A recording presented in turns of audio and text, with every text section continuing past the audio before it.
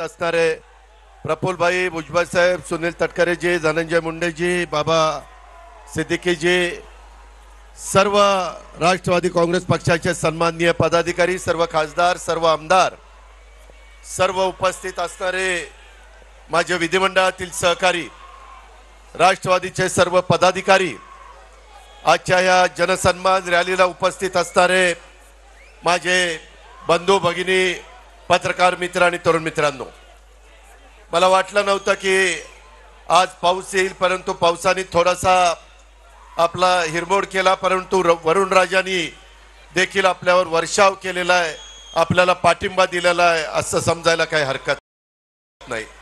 मित्रांनो, लोकसभेच्या निवडणुकीच्या निकालाच्या नंतर मी पहिल्यांदाच आपल्या सगळ्यांच्या समोर इथं उभा आहे आणि मला आपल्याला एकच सांगायचं आहे की मी आपल्या सगळ्यांच्या समोर एक विकास आणि गरीब लोकांना मदत करण्याच्या हेतूने उभा आहे.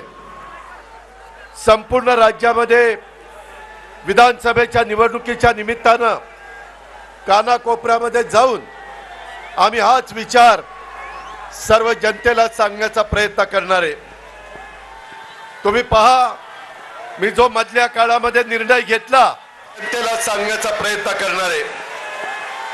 तुम्ही पहा, मी जो मधल्या काळामध्ये निर्णय घेतला तो निर्णय घेतलेला असताना काहींनी थोडंसं वेगवेगळ्या प्रकारचं मत व्यक्त केलं, परंतु राष्ट्रवादी काँग्रेस पक्षाच्या असंख्य आमदारांनी विकासाच्या करता तो मुद्दा, विकासाच्या करता तो निर्णय हा घेतलेला होता आणि ते चित्र तुम्हाला सगळ्यांना पाहायला मिळालं.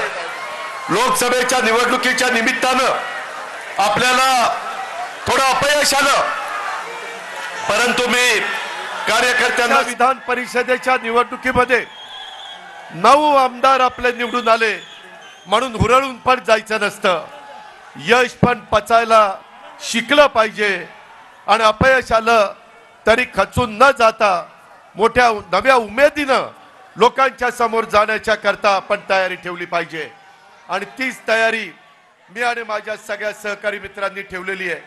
तुम्ही बघा, कालच्या निवडणुकीमध्ये शिवाजीराव गर्जे असंख्य वर्ष तुमच्या माझ्या राष्ट्रवादी काँग्रेस पक्षामध्ये एक कार्यकर्ता म्हणून काम करणारे, सगळ्यांना आलेल्या गेलेल्यांचं जे काही अडीअडचणी आहेत ते समजून घेणारे, त्या आम्हा लोकांच्या कानावर घालणारे, अशा पद्धतीनं जे शिवाजीराव गर्जे होते, अनेक वर्ष आमच्या सगळ्यांच्या मनात होतं की त्यांना संधी मिळाली पाहिजे, परंतु काही ना काही अडचणी येत होत्या.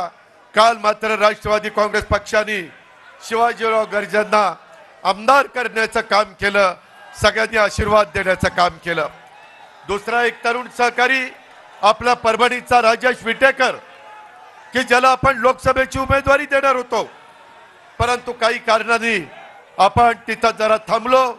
आपल्यातले सहकारी महादेव जानकरांना ती उमेदवारी दिली आणि त्यावेळेस पहिल्या सभेमध्ये मी सांगितलेलं होतं की राजेश, 6 महिन्याच्या आत राष्ट्रवादी काँग्रेस पक्ष तुला आमदार केल्याशिवाय गप्प बसणार नाही आणि तो निर्णय आपण कालच्या निवडणुकीच्या निमित्तानं उभ्या महाराष्ट्राला दाखवून दिला. आपण शब्दाचे पक्के आहोत. जो आपला वादा असतो तो वादा आपला पक्का असतो, हे महाराष्ट्राला माहिती आहे. मित्रांनो, अनेक गोष्टी आहेत. माझ्या आया बहिणी इथं असंख्य संख्येने आहेत. मला ज्यावेळेस अर्थ मंत्रालय मिळालं त्यावेळेस मी विचार केलेला होता की यावेळेस काही झालं तरी आपण त्यामध्ये विकास आणि गरिबी याकरता मदत करायची आहे. मित्रांनो,